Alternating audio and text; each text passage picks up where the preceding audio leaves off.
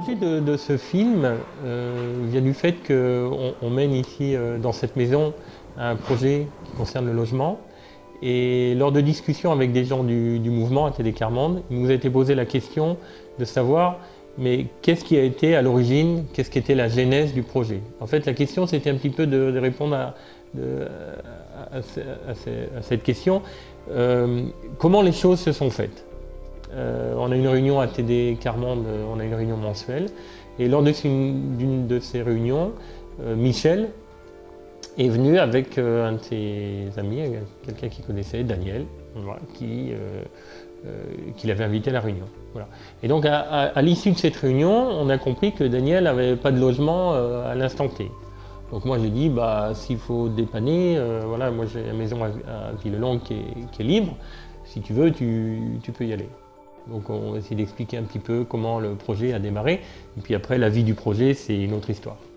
On est dans cette maison, qui est une maison que moi j'avais achetée il y a quelques années, qui était une ruine, enfin une maison en très mauvais état, que j'ai rénovée, et puis qu'on a habité quelques années avec les enfants, on y était très heureux.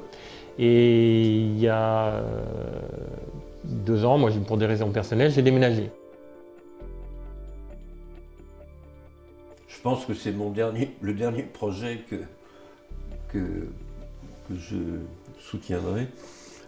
Oui, je suis visiteur de prison depuis 10 ans.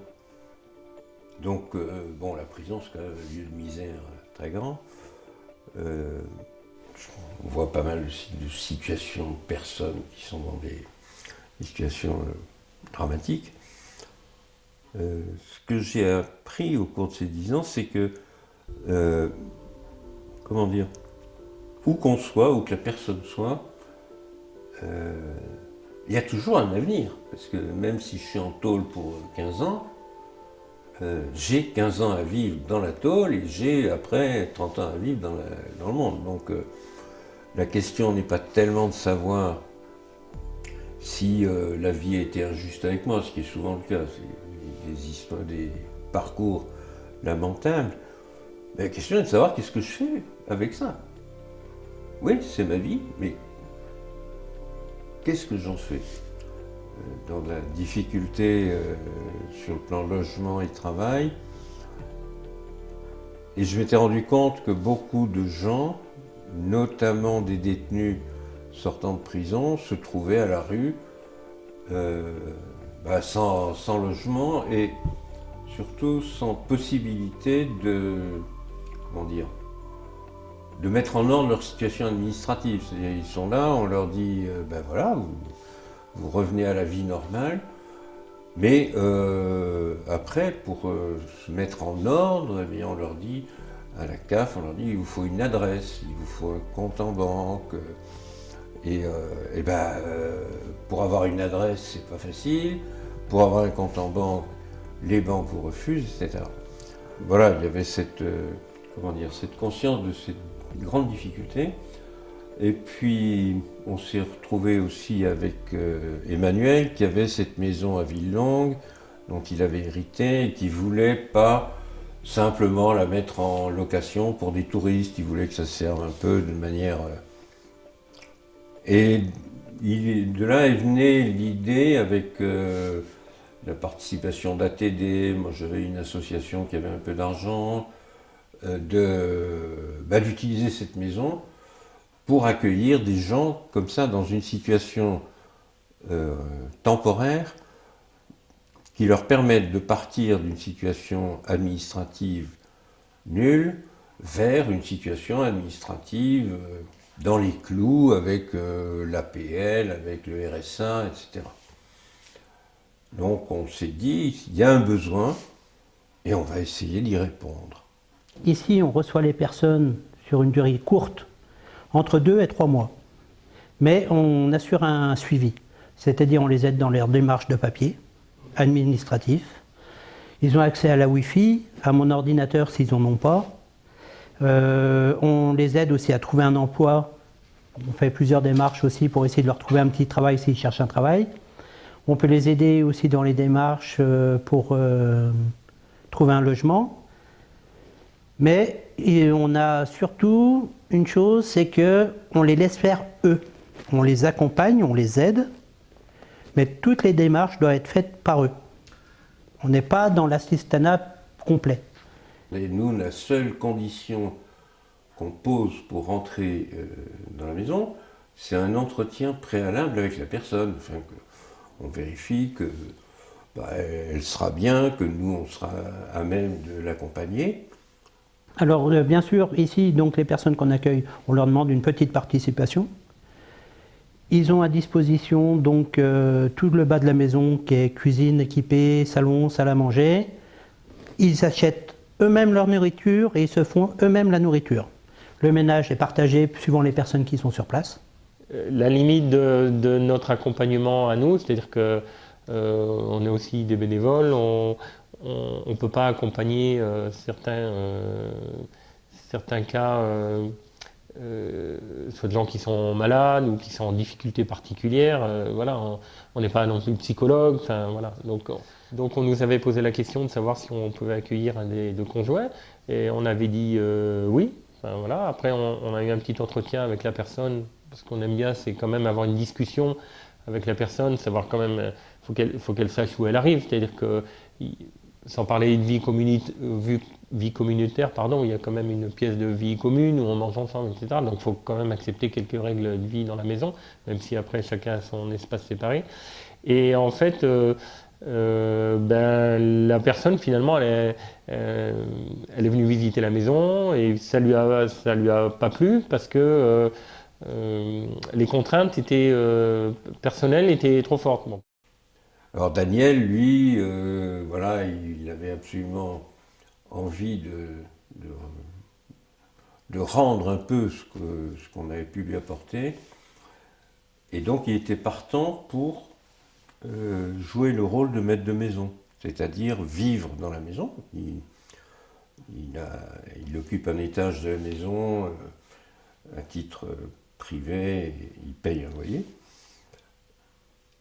Mais il vit dans la maison et donc il veille à la bonne marche de la maison.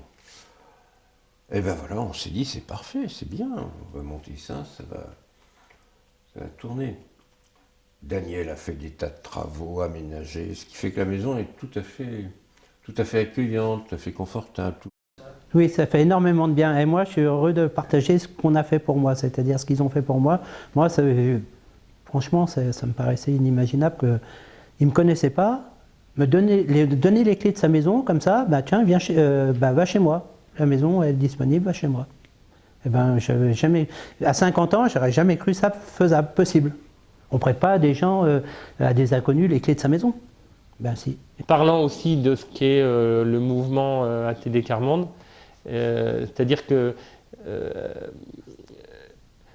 un moment, passer des convictions au militantisme, souvent on dit engagé ou militant dans l'ATD,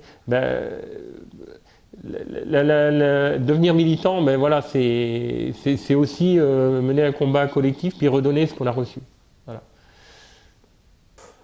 Quand les personnes viennent ici, ils trouvent que vraiment il y a un cadre accueillant, on a envie d'y rester.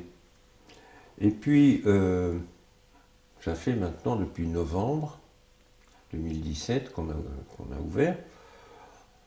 On en a parlé aux services sociaux de la prison, aux services sociaux du département, un peu partout où on pensait qu'on avait des gens de l'administration susceptibles de rencontrer des gens qui étaient en difficulté et qui avaient un certain besoin. Tout le monde nous a dit « oh, c'est génial, voilà ». Mais c'est tellement génial que, je ne sais pas, ils n'osent pas s'en servir, ou... En tout cas, pratiquement aucun ne nous a envoyé de personnes. Ou alors des cas qu'ils n'avaient jamais pu résoudre et qui étaient insolubles. Insolubles dans le cadre d'une maison qui n'est pas médicalisée, qui n'a pas de psychiatre, enfin qui n'est pas du tout apte à traiter des cas de maladies graves ou de handicap graves, ou de choses comme ça. Emmanuel, lui, moi ce que j'aime en lui, c'est qu'il fonce. C'est-à-dire, il dit, la maison d'accueil, on peut en parler pendant 2 ans, on peut faire des tas de projets, on peut faire... Non. On se lance, on verra. Là, on essaye de se faire connaître, on espère, parce que, ben voilà, on se lance, ça marche pas, bon, ben on verra, mais il y en a beaucoup qui vont en parler pendant 6 mois, ils vont monter le dossier sur 2 ans. Non, ben voilà, lui, il a dit, allez hop, du jour au lendemain, on a dit, on se lance, et on verra, voilà. Ouais. On a des voisins super géniaux, les dames en face, on discute à chaque fois qu'on se croise. Les gens sont très bien, discutent, c'est les petits villages, donc on discute beaucoup et on est très bien accueillis. Ouais.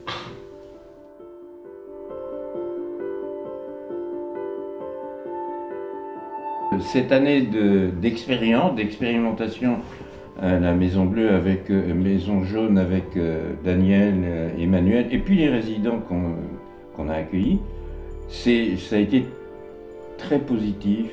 Moi j'étais très heureux. Très heureux, c'est un projet que j'avais en tête pour d'autres circonstances. Très heureux de cette collaboration, de la rencontre des gens. 1 an après, c'est mieux que ce que j'attendais sur le plan concret, de la réussite du fonctionnement de la maison. On commence à avoir des relations positives avec différents services qui nous envoient des gens. Bientôt, là, on est plein et il y a d'autres gens qui attendent. C'est un projet qui est par nature déficitaire. Donc, il faut trouver de l'argent. Et on trouve de l'argent privé pour ce genre de projet, il n'y a aucun problème. Et ce qui est important dans ce type de projet, c'est de rester avec de l'argent privé. L'argent public entraîne des contraintes, des règlements, des tas de trucs qui ne permettent pas ce type d'expérimentation. On nous dit, mais vous recevez une population à risque, machin. On leur dit, moi je suis un propriétaire privé, j'ai pas de soucis majeurs avec la puissance publique. Maintenant, ça fait exactement, au mois de novembre, ça faisait 1 an exactement qu'on a ouvert cette maison. On a accueilli à peu près 18 personnes. On a accueilli 18 personnes. Et on a fait environ 300 nuitées dans cette maison. Mais à chaque fois, c'est une nouvelle rencontre, c'est des gens... Pour moi, à chaque fois, c'est dur à expliquer. Mais il y a toujours quelque chose qui se passe. Toutes les personnes qui sont passées ici, même qu'elles ne sont plus là, il y en a pas mal qui restent en contact avec nous. Ça, je trouve ça impressionnant. J'ai des fois, le soir, j'ai un coup de téléphone, simplement pour dire, tiens Daniel, comment tu vas, voilà, moi je suis là, je suis à tel endroit. Ils donnent des nouvelles quand même. Ça crée un lien avec les personnes. Et pour moi, ça vaut tout le reste, quoi. Je sais pas comment vraiment m'exprimer, mais pour moi c'est une joie, un bonheur. Moi j'ai voulu faire ça pour rendre ce qu'on avait fait pour moi, parce que j'étais dans la même situation que les personnes qu'on accueille ici. Alors je pense que là, il y a quelque chose qui est précieux dans le projet, c'est la présence de Daniel, enfin de quelqu'un dans la maison qui fait vivre l'endroit. Voilà. Parce qu'une maison sans âme, ça n'a rien d'une maison. Et je pense que les gens, enfin je ne veux pas parler pour eux, mais je pense que les gens qui viennent dans la maison, ils ressentent ça aussi un petit peu. Voilà, qu'il y a une présence permanente. Et donc moi je dirais aux gens qui pourraient tester ça ou essayer d'expérimenter ça, c'est de dire mais finalement il suffit juste de réunir les 3-4 personnes pour que ça puisse arriver. Et c'est pas impossible. Je pense que ça vaut vraiment le coup. Si on est propriétaire d'un bien, d'un appartement, de quelque chose dont on ne sait pas forcément quoi faire, ou même dont on n'attend pas forcément un revenu, c'est pas la question, mais ça vaut vraiment le coup de se lancer dans l'aventure comme ça. Moi, ce que je trouve vraiment sympa, là, après 1 an de cette expérience, donc en tant que propriétaire, moi, ce que je trouve génial, c'est que déjà, moi, quand je reviens, je sens que c'est une maison qui vit. Et ça, c'est quand même très agréable.